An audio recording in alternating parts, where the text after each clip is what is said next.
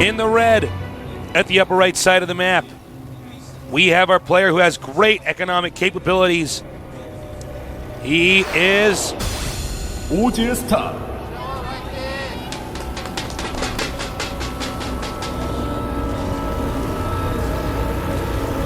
And now, to our other player who won the previous game. He's got, as we've seen from game one, great position-based play. He is... You know, this is so nice to be watching a really high-level, well-played Terran versus Terran match, Tasteless. These guys actually, in my opinion, a lot better than some of the Terrans that we have in Code S right now. I think so. I can't imagine either of these guys not making it in, especially considering they can pick their opponents.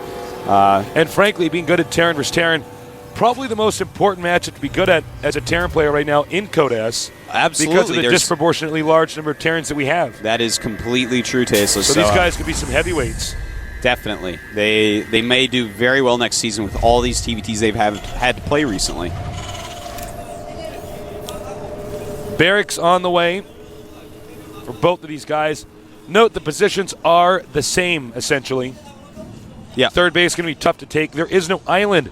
So if we have OGS top contained again, it should be even easier for Xenex Byun to play position game. Very true, Tasteless. You don't normally see a Terran stay on two base as long as Xenex Byun did.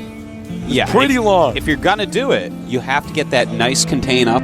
Yeah. You have to get some sort of map dominance to take, again, that third and fourth base. You know, contains are just so cost efficient.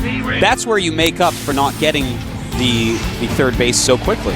Even though Top had the quicker third base, he never had a good time to break out because, well, there is a well-constructed siege line out there. There's Vikings giving the vision. How are you going to break out of that right now? Well, you're not. And by the time you have enough units, his unit count is going to be close enough that you're held in there. Well, at least that is the theory behind it and what they're trying to do. Then note that the Zelnanga Watchtower in between these two players is not going to be as significant.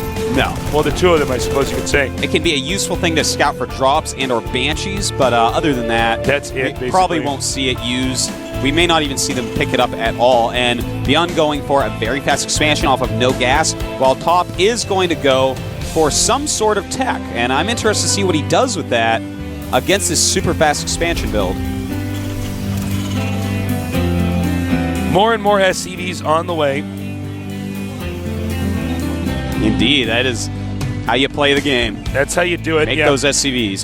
Probably my worst statement ever made. My worst play-by-play statement of all time. I'm like, making SCVs. Oh my God! Mining the minerals. He is another SCV for OGS Top. More Looks like minerals he likes being minerals. Mined. He might get, yes he will, gas soon. So, it might be Banshee openings here coming from OGS Top. I think those are popular. Yeah. No, well, wait a minute. We don't see a starport. There's just a tech lab coming.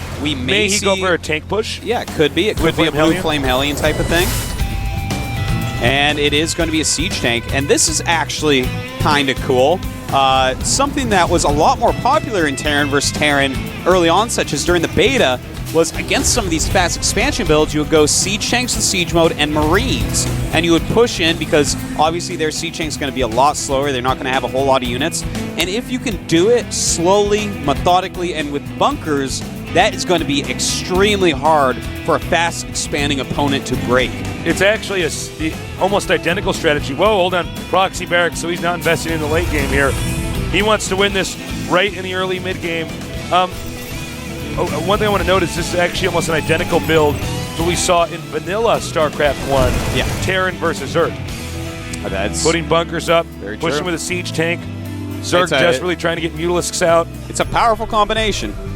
We are going to have to see, though, if it's going to work out. Top is going for a starport.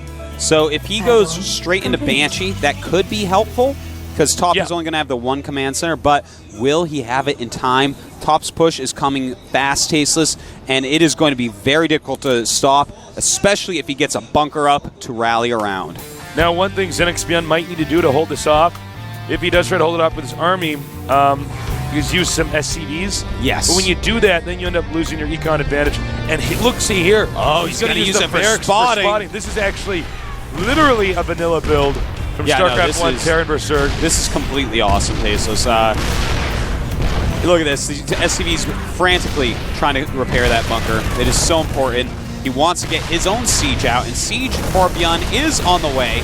It is almost done, but Top has that spotting, so the siege tank is going to have a hard time sneaking up on these other siege tanks because the barracks lets him see it.